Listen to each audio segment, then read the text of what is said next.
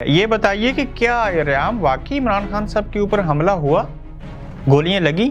लेकिन ऑब्वियसली वो जख्मी हुए हैं। किसी भी सियासतदान पे अगर पाकिस्तान में हमला होगा तो जाहिर है हमारे लिए बहुत तशवीशनाक बात होगी। रेहाम खान हो या अबरार कुरैशी हो या कोई भी हो, कोई भी नहीं चाहेगा कि इस वक्त एक मगरबी माशरे की जो उनकी साबका एहलिया हैं और आप पाकिस्तान से, इस्लामी जमहूरिया पाकिस्तान से तल्लक, आप भी उनकी साबक एहलिया हैं। उन्होंने बड़ी ट्वीट्स की, हमदर्दी का इजहार किया और आपने ऐसे क्यों ना किया? मैंने ऐसी ट्वीट की। आप मेरे ट्विटर टाइमलाइन को फॉलो नहीं करें, मैंने उनसे पहले और मैंने ट्विटर पे जब हमें पता चला, क्योंकि पहली जो खबर आई तो वो ये थी कि जी असैसिनेशन अटेम्प्ट, तो मैंने फौरन, हालांकि मैं एक डिफरेंट टाइम जोन में भी हूँ आपको पता है, लेकिन उसके बावजूद मैंने with in an hour tweet भी किया, शदीद उसकी कंडेमनेशन दी। ठीक है, तो सच्ची बात बताएं कि खान साहब को जब गोली लगने की बात हुई या जख्म देखा छोटा या बड़ा तो दुख हुआ ना आपको? मैंने सच्ची आपको बताऊं तो मैंने एक्चुअली सिर्फ खबर पढ़ी, मुझे खबर आई, मेरी सोशल मीडिया टीम से खबर आई और किसी मगरबी इदारे की थी, तो मैंने उनको जो था मैंने ट्वीट कर दी। मैंने एक्चुअली वो इंसिडेंट नहीं देखा, कुछ घंटों के बाद मैंने देखा। तो रेहाम, जो आसमा जंगीर की कॉन्फ्रेंस थी उनकी बरसी के मौके के ऊपर जो मंजूर पश्तीन ने तकरीर की, वो तो इमरान खान से भी कहीं 100 नहीं कहीं 1000 गुना वर्स तरीन थी और उनको भी पाकिस्तानी इस्टेब्लिशमेंट से इजाज़त चाहिए थी।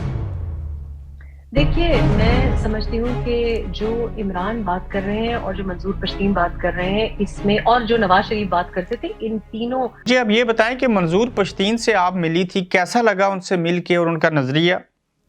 व्यू लगाया और उनकी जो लाइन है, वो जो बात जिस चीज को उठाते हैं वो बात तो सही है, उससे उससे तो कोई दो राय नहीं हो सकती कि पश्तूनों के साथ एक जो रेशियल प्रोफाइलिंग है वो होती है।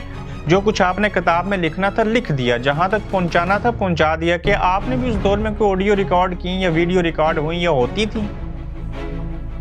देखिए, मुझे तो ऑडियो और वीडियो रिकॉर्ड करने का खुद तो ये जो कहा जाता है कि इमरान खान साहब की कुछ नाजेबा वीडियो आएंगी, मरियम कहती है मेरे पास बेशुमार लोगों की गंदी वीडियो हैं, इसमें कोई लॉजिक है या हो सकती है?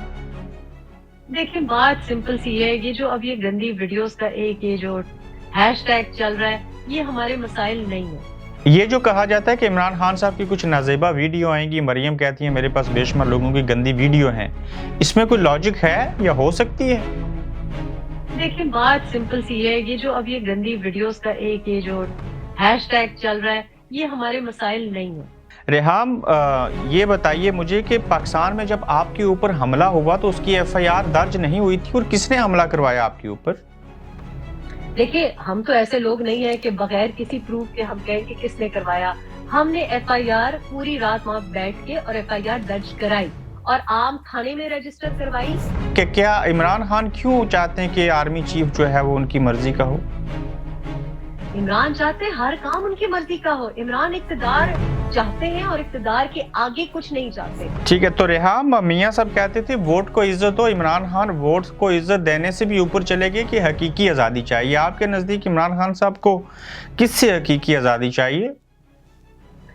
इमरान इस वक्त वो आजादी मांग रहे हैं जो एक जमाने में लोग जब मुल्क का बंटवारा करना चाहते थे और बांग्लादेश जिस वजह से बना, ये उस किस्म की हकीकी आजादी। ये दुश्मनों के जो इवल डिजाइन्स हैं, उनका जो एजेंडा है, ये वो वाली आजादी मांगना चाह रहे हैं। ये कौम में इंतशार फैला के और कौम का और मुल्क का बंटवारा चाहते हैं, इसके अलावा कुछ नहीं चाहते। आप देख रहे हैं गोरखधंधा अबरार कुरैशी के साथ।